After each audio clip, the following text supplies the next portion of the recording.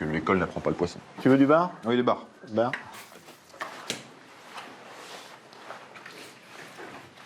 Déjà, avant moi, il y a une présélection. Voilà, ils sont perfectionnistes de la qualité tous les deux.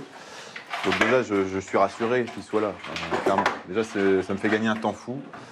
Et ça, c'est très important. Et puis voilà, c'est une équipe, c'est un travail d'équipe. En système de restaurant, si on n'est pas, nous, en amont, le pêcheur et le distributeur, il peut changer de métier. Il faudra qu'il fasse de la volaille ou de la viande, quoi. Ça, c'est magnifique. Ça reflète la fraîcheur. C'est une belle pêche. Et c'est ça qui me plaît, sinon je ne ferais pas ce métier. Je ne serais pas restaurateur. En fait, je suis un cuiseur de poisson. Et voilà, c'est ce que je suis. Et bizarrement, cet enfant à 10 ans nous disait « Ah, on mange encore du poisson ». Parce qu'on mangeait du poisson 2 fois par jour. Et il disait « Ah, encore du poisson ». Alors il se foutait un peu de nous, il disait « Ah, c'est bon le poisson ». Et aujourd'hui, il cuisine, quoi. Ouais. Ouais.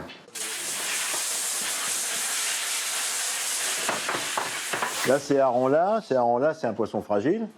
Dans 2 jours, il peut faire un poisson cru avec, ça sera magnifique. Parce qu'il a été pêché dans la règle, il n'est pas abîmé, il n'est pas comprimé, il est comme il doit être, quoi. Voilà. Et de voir ce poisson servi dans une belle assiette, ben on est content. Direction Saint-Valery-sur-Somme, le village où le jeune chef s'est installé. Pierre-Alain vit ici depuis son enfance, un territoire qui l'inspire et auquel il est très attaché. On a une région, on a des paysages très riches qui changent tous les jours. C'est des paysages qui sont façonnés par l'iode, par la mer, les embruns, donc la végétation s'adapte à ça. On a des agriculteurs de grande qualité sur ces terres-là. Je travaille avec, par exemple, la pomme de terre de Cailleux-sur-Mer, baie de Somme Sud, qui est une pomme de terre qui est très peu sucrée, parce qu'aujourd'hui, les pommes de terre sont très sucrées. Moi, je recherche des pommes de terre qui soient vraies. Donc voilà, on travaille avec tous ces gens qui savent travailler, qui respectent le produit, et ça, c'est le plus important pour nous.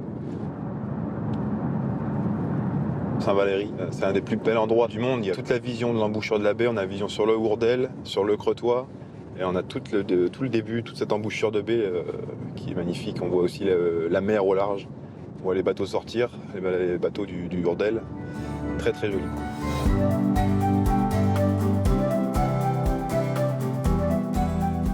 Saint-Valery-sur-Somme est une ancienne cité médiévale qui possède aujourd'hui l'un des plus importants ports de plaisance de la côte picarde. Pendant la Première Guerre mondiale, c'est d'ici que les Britanniques ravitaillaient leurs troupes en vivres et en munitions. Aujourd'hui, il peut accueillir près de 250 bateaux.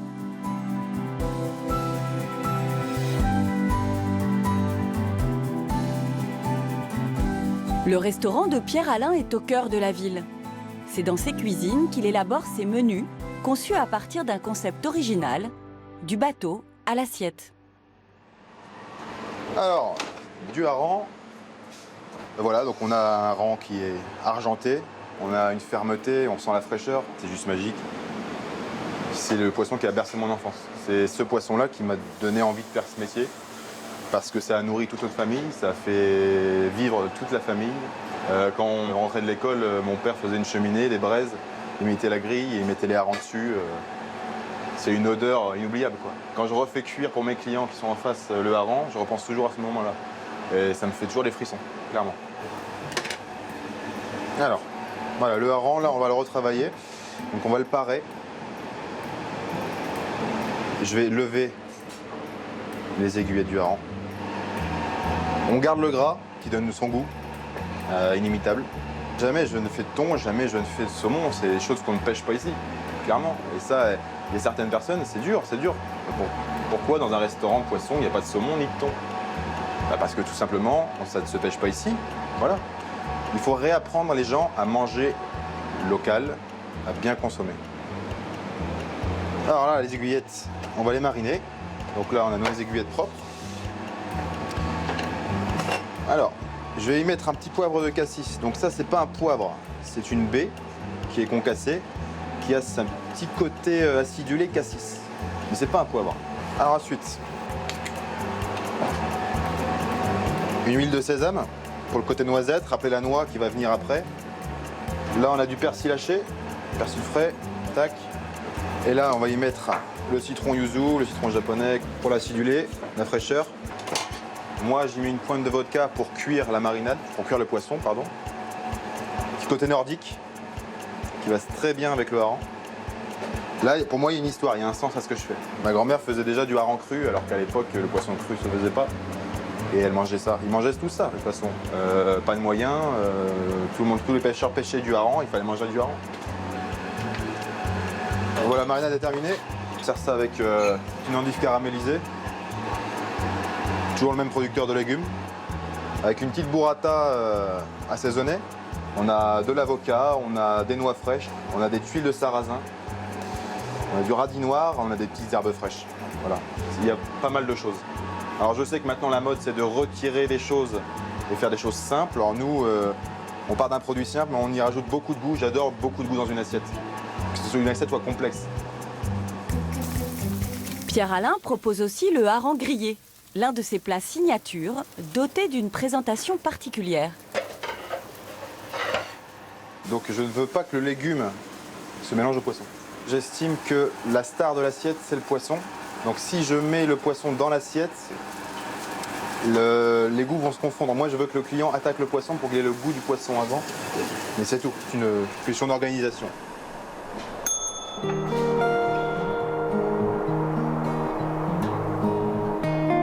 Si Pierre Alain a choisi la ville de Saint-Valery-sur-Somme, c'est également pour son passé maritime. On est sur la place de Quai-Perret, donc la place des armateurs de Saint-Valery, où on a toutes des très jolies maisons, donc très anciennes, qui étaient pour les gros armateurs de l'époque. Très belles façades, des grands porches, de belles moulures, avec les armoiries des familles d'armateurs de l'époque. C'est les plus belles maisons de Saint-Valery. Voilà, c'est la rue de Saint-Valery, c'est la rue des pêcheurs. Voilà. Donc avant, les pêcheurs se situaient ici, donc derrière le quartier des armateurs, donc voilà, regroupés, un peu comme les quartiers de mineurs. Voilà, des petites maisons biscornues, qui ont beaucoup de charme.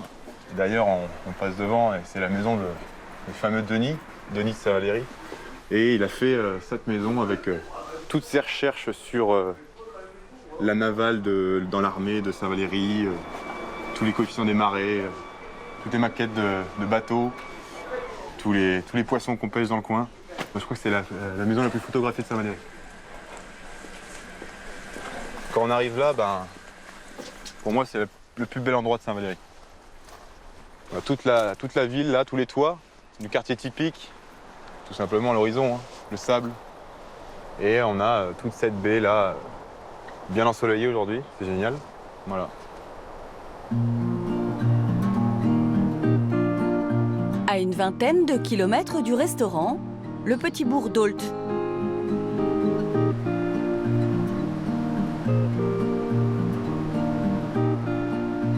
C'est à la Flibustière, cette maison perchée sur la falaise, la plus avancée sur la mer, que Jean Alain aime retrouver ses amis et sa famille en fin de service.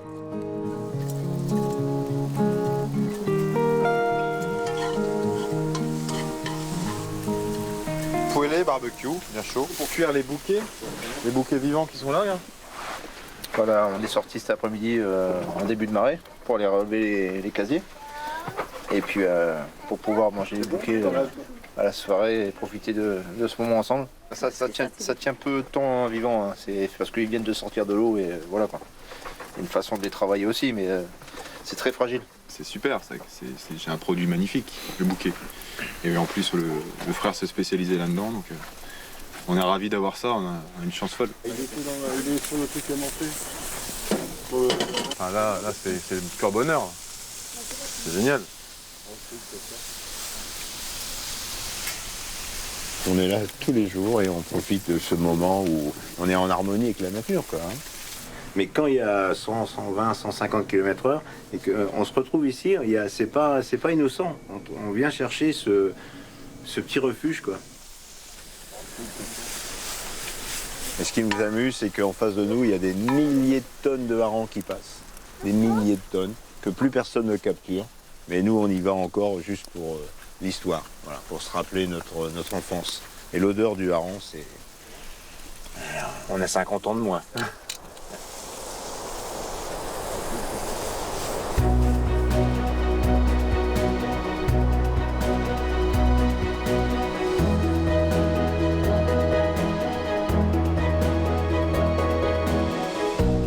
Nous quittons la mer pour l'intérieur des terres.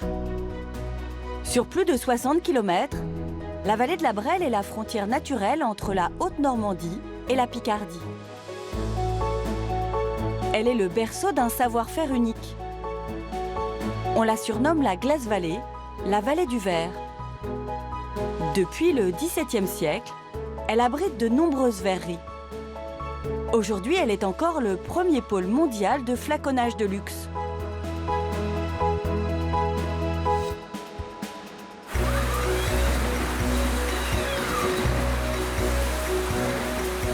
Dans cette usine, l'une des plus anciennes de la vallée, plus d'1 million de flacons sont fabriqués chaque jour.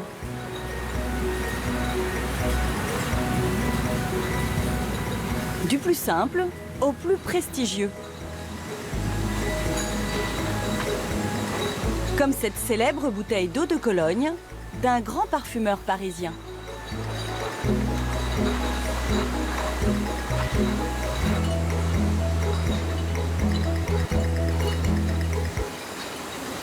François Lozano est le directeur de l'usine de Verchaux. C'est lui qui suit l'ensemble de la fabrication de cette pièce d'exception. Qu'est-ce que ça dit là? Alors, je n'ai pas fondu.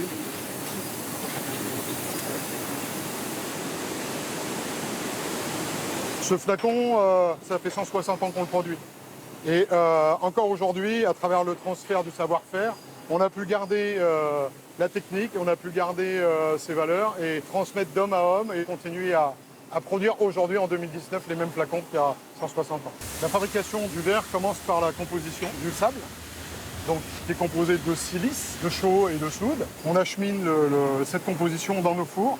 À l'intérieur des fours, on va monter en température à l'entour de 1600 degrés. À partir de là, on va pouvoir couper la goutte de verre. La goutte de verre est coupée et maintenant, il ne reste plus qu'à faire l'élaboration à l'intérieur d'un moule ébaucheur.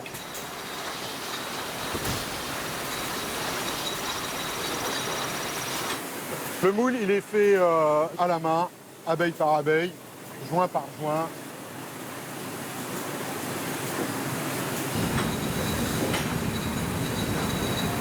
On est fiers de sortir des produits que l'on puisse voir chez les grandes maisons. En fait. Ce qu'on se dit souvent, on tombe dedans quand on est petit et on a du mal à s'en passer. Moi, ça fait 30 ans que je travaille dans le verre aujourd'hui. La majorité des verriers rentrent dans le verre et en fait, il y a un attachement très fort. Je pense que le fait qu'il y ait le feu et la lumière et la fin, le produit, fait qu'il y a une valeur d'attachement du produit. L'histoire débute en 1853. Monsieur Guerlain crée sa toute première eau de Cologne. Composée pour l'impératrice Eugénie, épouse de Napoléon III, elle lui vaut le titre de parfumeur breveté de Sa Majesté.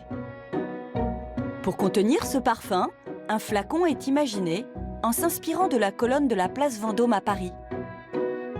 Un mythe est né.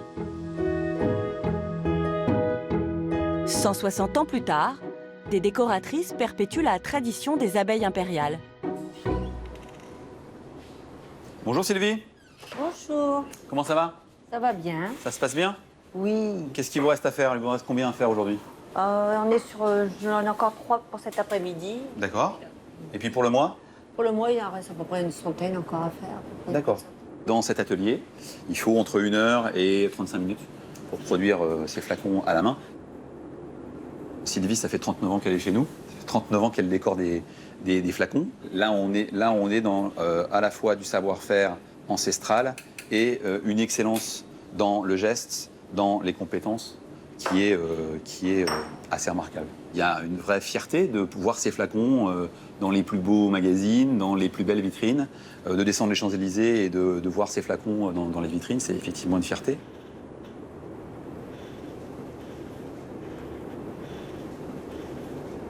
C'est une heure liquide qu'on travaille avec les pinceaux. Alors, quand on voit qu'elle durcit un petit peu, voilà, parce qu'on n'en perd pas, parce que ça coûte très cher. Voilà. Ouais.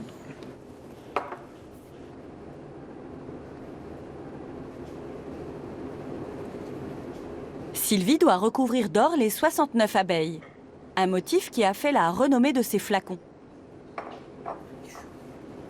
ça arrive de, bon, si on a fait une petite bavure, bon, quand c'est pas cuit, on peut les nettoyer. Et quand c'est cuit, on a une petite gomme magique et puis on arrive à les gommer, à rattraper le flacon. Mais c'est un flacon qu'il n'y a jamais de rebut.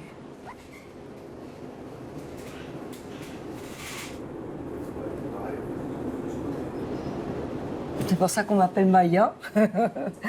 Ça, c'est vrai, dans le décor où je travaille, on m'appelle plus Sylvie, on m'appelle Maya. Voilà.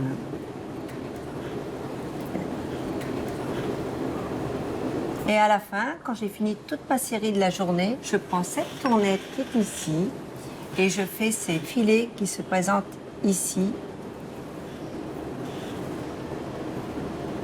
ici et ici. C'est le dernier travail que je fais sur le flacon.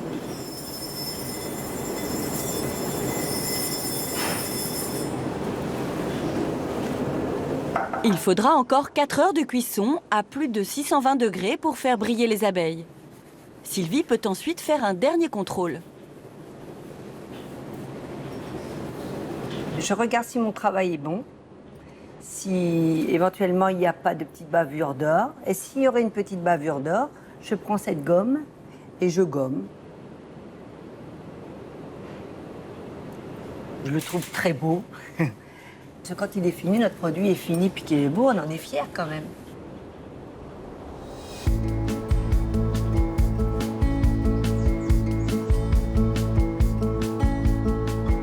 À 40 km de la Glace Valley, la ferme de Romyotte. C'est ici qu'une fois par an, durant l'automne, une dizaine de saisonniers s'affairent dans le champ d'Anne Poupard. Depuis 10 ans, elle est la seule agricultrice à cultiver le safran en baie de Somme. Une épice rare que l'on surnomme l'or de Picardie.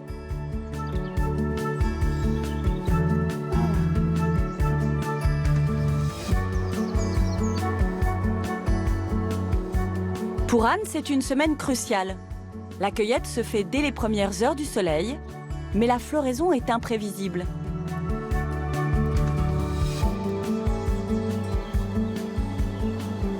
Il faut cueillir toutes les fleurs dans la journée qui sont apparues cette nuit. Puisqu'hier, on a cueilli toutes les fleurs qu'il y avait sur la parcelle. Et aujourd'hui, on revient, il y a des nouvelles fleurs. Et demain, on revient, il y a encore des nouvelles fleurs. Il y en aura peut-être plus, il y en aura peut-être moins. On ne sait pas, donc on s'adapte à chaque fois en fonction du nombre de fleurs. Il faut tout cueillir et il faut tout transformer dans la même journée. Il est bien le terroir de la baie de Somme parce qu'en fait, nous, on a des nuits fraîches comme il faut pour avoir les bulbes, pour que les bulbes démarrent. Et nous, on a de la chance d'avoir une terre très sableuse. Donc on a 80% de sable, 10% d'argile et 10% de limon. Et c'est pour ça en fait qu'on arrive à avoir des fleurs de safran ici. Sinon, si on a une terre argileuse, le bulbe pourrit et moisit, donc c'est trop compliqué après. Donc on a de la chance. Les ramasseurs n'ont qu'une matinée pour récolter le safran réparti sur 1 hectare de terre.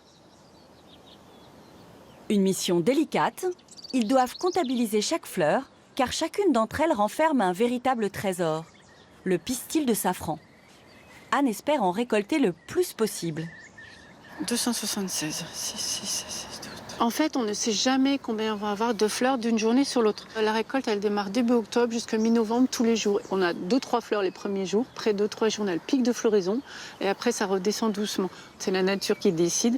Et il y a 2 ans, en fait, on a eu 400 000 fleurs, alors que l'année d'avant, on n'a eu que 200 000 fleurs.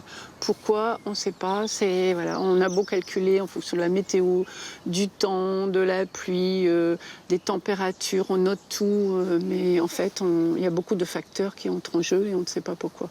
Et c'est très précieux, parce que c'est entre 30 000 et 40 000 euros le kilo, mais il faut savoir qu'il y a entre 150 000 à 200 000 fleurs pour avoir 1 kilo de safran, de produits secs, puisqu'en fait, après le pistil frais, on le fait sécher aussi. On fait tout à la main, du début à la fin. Tout est manuel, donc c'est pour ça aussi qu'on le surnomme de l'or. Il y a beaucoup de travail. C'est la 2e année que je viens. Je viens de Bretagne, voilà, pour cueillir le safran ici. C'est agréable et puis c'est incroyable de se dire que tous ces petits pistils, tous ces petits stigmates chacun d'entre eux vont pouvoir aromatiser des plats tout entiers. Et là, on est en train d'en cueillir par centaines, par milliers. Une fois les paniers remplis, pas de temps à perdre. Toute l'équipe se retrouve pour l'émondage des 8000 crocus de la journée. Une étape longue et minutieuse qui ne peut se faire là aussi qu'à la main.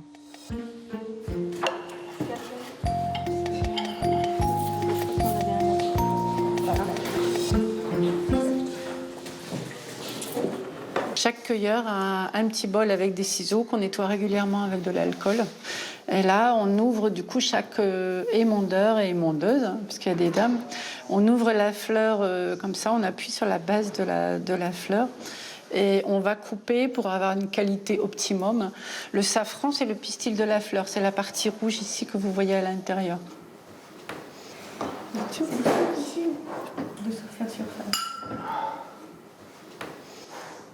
On émonde tout de suite après la cueillette parce qu'en fait le goût, la couleur et l'odeur, ce sont des matières volatiles. Déjà la fleur ne vit que 24 heures, donc demain elle est déjà fanée. Et si on tarde dans le temps à transformer le pistil de la fleur pour qu'il devienne du safran, il perd en qualité. Donc plus on le fait vite, et mieux c'est. On émonde à peu près 500 fleurs à l'heure pour vous donner une idée d'ordre du travail. Ciseaux, tiens bien.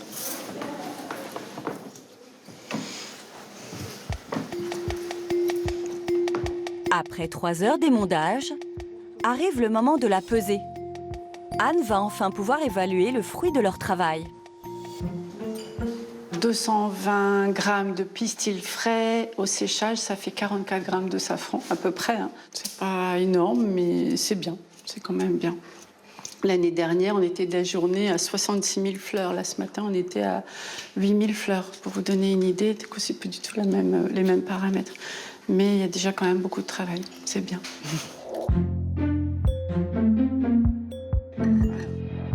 Il faudra une semaine de séchage avant de pouvoir utiliser cette épice encore méconnue du grand public. Parce que ça reste un produit qui est très cher. Et du coup, les personnes, elles ont peur de l'utiliser, de mal l'utiliser. Et j'ai des personnes qui m'ont déjà acheté du safran qui me disent je sais pas. Alors aujourd'hui, moi, ce que je fais, c'est que je donne des petites recettes aussi à côté. Anne utilise le safran au quotidien, jusque dans ses desserts, comme pour cette crème brûlée. Et là, du coup, je vais mettre la crème fraîche. Là, je vais rajouter les pistils de safran avec le lait que j'ai fait infuser hier soir, 24 heures avant. Je le mets avec le lait et la crème fraîche. Voilà. Et là, je vais faire tiédir sur la plaque électrique en mélangeant. Le safran, c'est magique parce que c'est très doux en goût et très subtil et c'est un palais culinaire à développer. J'ai appris que plus on goûte le safran en cuisine, plus on développe son palais, plus on retrouve le goût dans les produits.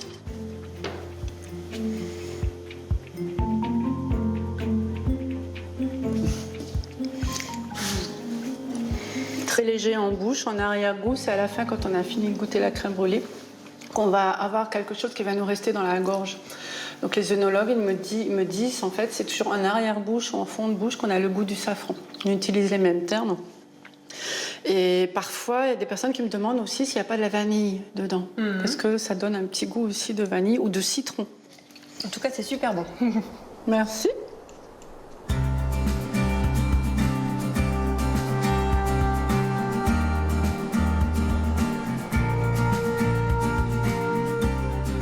Au cœur de la réserve naturelle, les polders du Marcanterre sont un lieu de pâturage pour le Henson, le cheval de la baie de Somme, l'emblème de la région.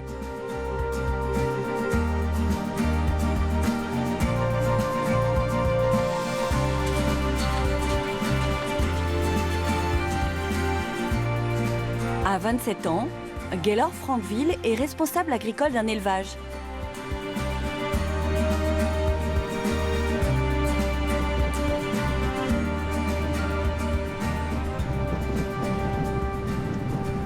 Les chevaux Henson, c'est un cheval rustique qui reste tout dehors, tout en permanence à l'année. Ils ne rentrent pas du tout en boxe comme pourrait faire un centre équestre classique. C'est une race qui est vraiment adaptée pour ça. Et donc ça arrive qu'il y ait en troupeau un petit chamaillement ou quelque chose comme ça. Donc, il va falloir que je m'approche un peu pour vérifier tous ces juments-là. Gaylor travaille pour une ferme équestre. Tous les matins, il veille au bien-être de ses bêtes.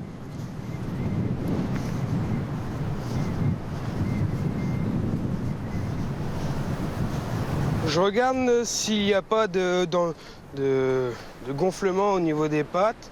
Et c'est surtout quand ils sont en mouvement, regarder s'ils posent bien leurs pieds partout et s'ils ne sont pas avec une gêne. Et là, pour l'instant, tout ce que je vois, c'est bon. La race Henson, elle est vraiment née en baie de Somme, donc dans les années 70. Elle est vraiment typique, c'est vraiment son territoire. La couleur Isabelle, cette couleur sable, se confond vraiment avec la baie de Somme.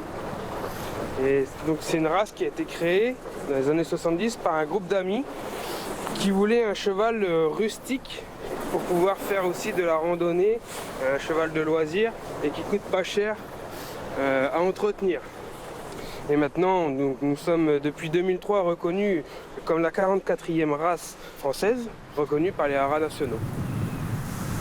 Ce week-end, Gaylor va vivre l'événement le plus important de l'année.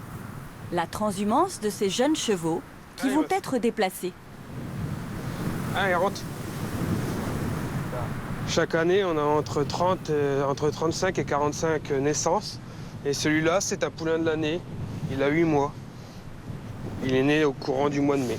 Donc ces poulains, on va les rassembler donc dimanche à l'aide de 200 cavaliers environ, jusqu'à la ferme, où on va les débourrer, les travailler, pour qu'ils puissent être montés, qu'ils puissent être aussi attelés pour certains, selon leur gabarit. C'est toujours un stress, il faut toujours savoir si tout le monde va être en bonne santé, si tout le monde... on n'aura pas des échappées. Donc les tensions montent.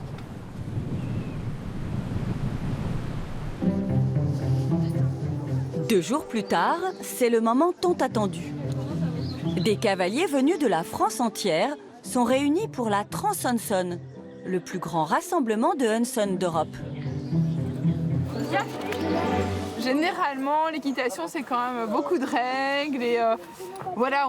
Et ici, c'est vraiment un sentiment de liberté qu'on a. On va partir dans les pâturages, sortir des manèges, des sentiers battus aussi, pouvoir aller chercher les poulains. C'est quand même quelque chose qu'on fait jamais en fait. C'est pour ça aussi que c'est un rêve pour nous. C'est une journée exceptionnelle qu'on a nulle part ailleurs en fait.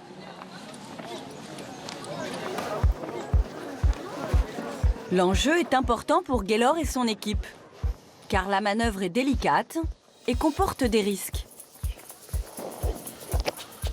Est-ce que vous pouvez approcher, s'il vous plaît? On va commencer un petit briefing. Comme vous le savez tous, en tireur, on est censé former un V. C'est comme ça qu'on évolue pour laisser de l'espace au troupeau au milieu, entre nous. Si les chevaux en liberté sortent du V, vous ne vous en occupez pas, d'accord? C'est le rôle des pousseurs. Nous, on doit bien maintenir notre formation en V. Est-ce qu'il y a des questions? C'est bon pour tout le monde? Alors bonne Trans-Henson à tous. Profitez bien.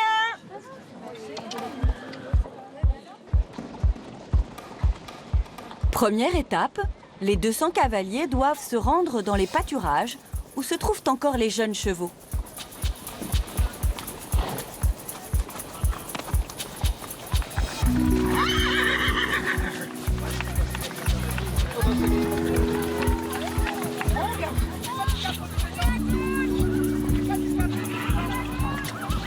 Tout l'élevage nous ont vu arriver et du coup ils sont partis au fond. Et ils le savent déjà que ça va être le retour à la ferme, le sevrage. Et là on est tous au top. Donc on laisse arriver tous les cavaliers et on va pouvoir commencer à attraper les femelles.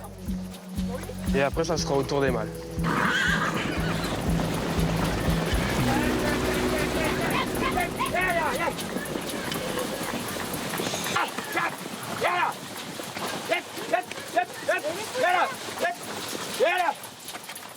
L'opération est complexe. Le but est d'encercler un maximum de poulains sauvages pour les diriger au plus vite vers la plage. En avant. On avait un trou. Il y a un gros trou à gauche. Allez, en avant. Il y en a un ici. Allez, avance. Avancez, ça va se mettre. Pas ta place. Allez-y. Regardez. Mais avant. Doucement, mais avancez. Fermez le V. Allez. Reprenez vos places. Tout de suite, là. Tout de suite. La mission est réussie. Les chevaux sont bien encadrés et peuvent maintenant rentrer tranquillement au haras. C'est splendide. Et les couleurs, elles sont magnifiques. On n'a pas le soleil, mais on a une super lumière et c'est top avec les chevaux qui se confondent aux couleurs des dunes. C'est vraiment magnifique.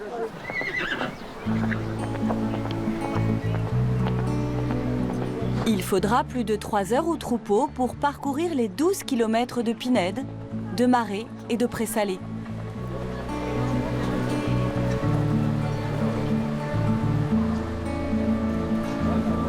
La baie de Somme comme ça, avec des chevaux en liberté, presque 300 chevaux en liberté, ou avec des cavaliers, c'est quand même plutôt pas mal.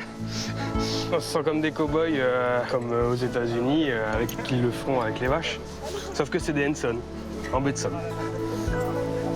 Et là, c'est un moment que je préfère parce qu'on est sur la plage, au milieu de nulle part. Et oui, c'est un grand rêve de cavalier. Et c'est la magie de la Trans-Henson.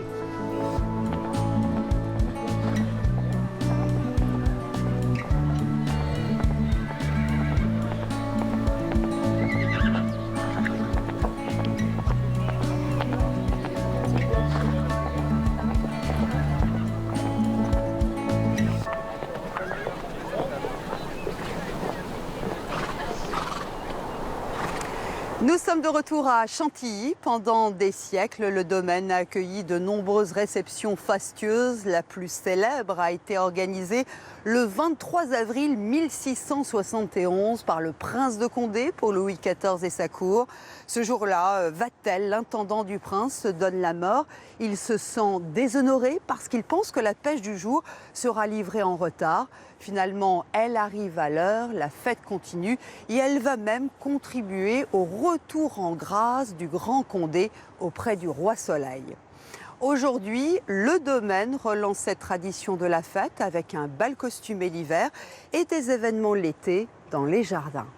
Voilà, c'est la fin de ce numéro des Racines et des Ailes avec Patrick Charles, Hélène Frondon, Jean-Luc Orabona et toutes les équipes techniques et éditoriales. Je vous souhaite à tous une très belle fin de soirée sur France 3. Bonsoir.